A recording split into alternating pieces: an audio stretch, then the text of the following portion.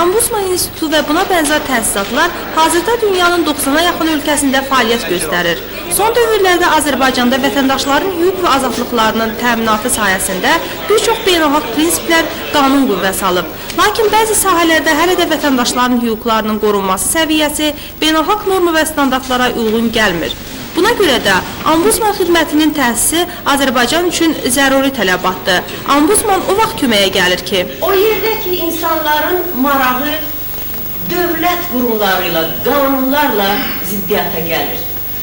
O yerdə ki, dövlətlər arası münaqişələr buna zəmin yaradır. O yerdə insan hüquqları pozulmaq üzrədir. Hələ günü bugünə bir xoşbəxt ölkə yoxdur. Ən inkişaf etmiş ölkələrdən desin ki, nə bizdə ombudsman var, nə bizdə insan hüquqları pozuntusular. Əksinə, 200 ildən çoxdur ki, ombudsman təsisatı bəzi ölkələrdə fəaliyyət göstərir. 200 ildə də, 200 illik tarixdə hələ bu problemi heç kəs həll edə bilmir. Bəs ombudsmana hansı hallarda müraciət etmək olar? Ombudsman təsisatının qapıları geniş açdı. Hər bir vətəndaş üçün, hər bir qeyri-vətəndaş üçün, hər bir siyasi müraciətlər üçün.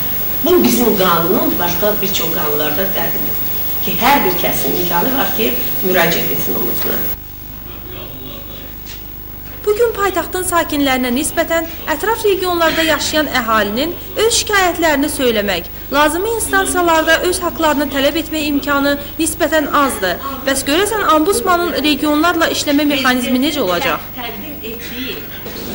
O yerlərdəki ehtiyac var biz rayonlara, icra hakimiyyətlərinə, yerli idarə etmə orqanlarına, yerli prokurorluğa, məhkəmələrə, polis idarələrinə müraciətlər göndəririk, sorğular göndəririk. Və 10 gün ərzində hər bir yerli orqan bu müraciətə cavab göndərməlidir. Çünki qanuna görə 30 gün ərzində ombudsman hər müraciət edənə, hər bir ərizəçiyə cavab verməlidir.